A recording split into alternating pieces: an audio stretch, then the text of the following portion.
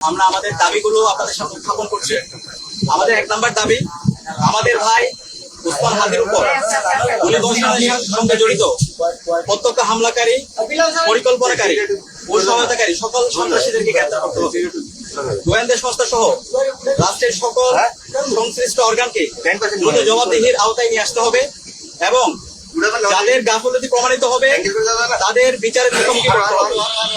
একই সঙ্গে যারা এই হামলাকে সমর্থন জুগিয়েছে, হাদি ভাই এবং জুলাই বিপ্লবীদের হত্যাযোগ্য করে তুলেছে, সেই কালচারাল ফেসিস্টদেরকে সামাজিকভাবে বয়কট করতে হবে। এইসব ব্যবস্থা অনতিবিলম্বে দৃশ্যমান করতে হবে। 2 নম্বর দাবি, আগামী 48 ঘন্টার মধ্যে নিষিদ্ধ লীগের বিরুদ্ধে এলাকা ভিত্তিক চিরুনি অভিযান শুরু করতে হবে। নিষিদ্ধ ঘোষিত সংগঠনের বিভিন্ন স্তরের সকল সন্ত্রাসীদেরকে গ্রেফতার করতে হবে এবং সব ধরনের অবৈধ অস্ত্র উদ্ধার করতে হবে। এই বিষয়ে সরকারের অবহেলা আমরা সহ্য করব না। 3 নম্বর দাবি, ভারতীয় আধিপত্যবাদের বিরুদ্ধে প্রথম ও অপরিহার্য পদক্ষেপ হিসেবে খুনি হাসিনাকে দেশে ফিরিয়ে এনে তার বিরুদ্ধে মানবতা বিরোধী অপরাধে প্রদত্ত রায় কার্যকর করতে হবে। গণহত্যাকারী সন্ত্রাসীদের আশ্রয় দেওয়ার প্রতিবাদে ভারতের সঙ্গে কূটনৈতিক সম্পর্ক পুনর্বিবেচনা করতে হবে। অভিযুক্তদের ফেরত না দেওয়ার পূর্ব পর্যন্ত কূটনৈতিক সম্পর্ক স্বাভাবিক করা যাবে না।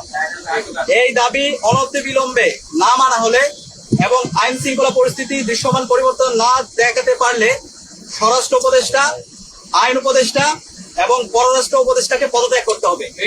এই 3 দফা দাবি আমরা জানিয়েছি এবং একই সাথে আমরা গতকাল থেকে বাংলাদেশের সকল ছাত্র সংগঠন, সিভিল সোসাইটি, সাংবাদিক এবং জুলাইয়ে যে সমস্ত সংগঠনগুলো তৈরি হয়েছে, জুলাইয়ের যারা আমাদের সহযোদ্ধা ছিল, আমরা সবার সাথে গতকাল থেকে যোগাযোগ করছি, মিটিং করছি।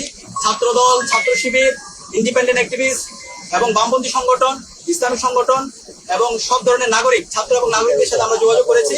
আমরা সারা দেশে সবাইকে ঐক্যবদ্ধ হওয়ার জন্য আমাদের ফেসিবাদের বিরুদ্ধে, আমাদের কমন এনিমি ভারতের যে যারা বাংলাদেশে দাসত্ব কায়েম করতে চায় এবং একই সাথে এই প্রত্যেক ফেসিদের বিরুদ্ধে আমাদের ঐক্যবদ্ধ হওয়ার জন্য আমরা সবার সাথে কথা বলেছি এবং সকল ফেসিবাদ বিরোধী যারা আন্দোলন সংগ্রাম করছে সবাই একমত হয়েছে এবং খুব দ্রুতই সকল ফেসিবাদ বিরোধী আমরা যারা জুলাই একসাথে নেমেছিলাম আমাদের সম্মিলিত কর্মসূচি আপনারা দেখতে পাবেন। এবং একই সাথে আমরা সারা দেশের মুক্তিকামী ছাত্র জনতাকে আহ্বান করছি, আমাদের প্রত্যেকটা পাড়ায় পাড়ায়, প্রত্যেকটা ওয়ার্ডে ওয়ার্ডে আমরা যেন দেশের আমাদের নাগরিকদের নিরাপত্তা নিশ্চিত করার জন্য আইন শৃঙ্খলা রক্ষায় আমরা যেন গণকমিটি গঠন করি। এই গণকমিটির মাধ্যমে যারা ফেসিবাদের দোষর আছে, খুনি হাসিনা এবং তার দোষর, নিষিদ্ধ ছাত্রলীগ, যুবলীগ সন্ত্রাসীদেরকে আইডেন্টিফাই করে তাদেরকে যেন থানায় দেওয়া হয় এবং তাদের বিরুদ্ধে যেন ব্যবস্থা নেওয়া হয়। এবং সেই জায়গায় স্বরাষ্ট্র মন্ত্রণালয় নিশ্চিত করেছেন আমাদের যে গণকমিটি গঠিত হবে তাদেরকে শারীরিকভাবে আইন শৃঙ্খলা রক্ষাকারী বাহিনী তাদেরকে সহযোগিতা করবে। এবং যেই দিল্লি আজকে খুনি হাসিনা এবং তার দোষরদেরকে, সন্ত্রাসীদেরকে আশ্রয় দিচ্ছে এবং দিল্লি থেকে আমাদের বাংলাদেশকে বিভিন্নভাবে উত্তপ্ত করার চেষ্টা করা হচ্ছে, সেই দিল্লির সাথে আমাদের যে পররাষ্ট্র মন্ত্রণালয় আছে, পররাষ্ট্র মন্ত্রণালয়ের কূটনৈতিক ভাবে তাদের বিরুদ্ধে আমাদের যে সম্পর্ক সেটাকে পুনর্বিবেচনা করতে হবে। এবং আজকে আমাদের আরেকটি বিষয় আমরা নিন্দা জানাচ্ছি, প্রধান নির্বাচন কমিশনার সে আজকে একটা মন্তব্য করেছে, যে মন্তব্যে সে বলেছে উসমান হাদির উপর যে হামলা হয়েছে সেটা একটা বিচ্ছিন্ন ঘটনা। আমরা পুরো ছাত্র জনতার পক্ষ থেকে আমরা এই ধরনের মন্তব্যের তীব্র নিন্দা এবং ঘৃণা জ্ঞাপন করছি। আমরা দ্রুত অনুরোধ করব প্রধান নির্বাচন কমিশনারকে, আপনি দ্রুত আপনার এই বক্তব্য প্রত্যাহার করেন এবং সেটা যেন জাতির কাছে ক্ষমা চেয়ে আপনার জায়গা থেকে আপনি দায়িত্বশীল আচরণ করেন।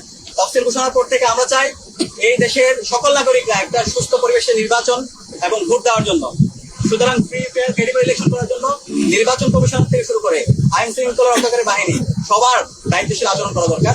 একটি রাজনৈতিক দলগুলো দায়িত্বশীল আচরণ করবে। এবং সর্বশেষ আমরা দেখতে পাচ্ছি সারা দেশের যে আদালতগুলো আছে, আইনজীবীরা আছে, বড় অঙ্কের টাকার বিনিময়ে এই প্রকৃত ফেসিস্টদের মামলাগুলো প্রত্যাহার করার জন্য, তাদের জামিনের জন্য তারা কাজ করছে। আমরা ছাত্র সমাজের পক্ষ থেকে হুঁশিয়ার করছি, এই যারা গণহত্যাকারী এবং শিশু হত্যাকারী এবং যারা আমাদের ভাই বোনদেরকে রক্তাক্ত করেছে, এই সন্ত্রাসীদের পক্ষে যারা অবস্থান নিবে তাদেরকে আমরা সামাজিকভাবে বয়কট করব এবং তাদের তালিকা আমরা সামাজিকভাবে সবাইকে জানিয়ে দেবো।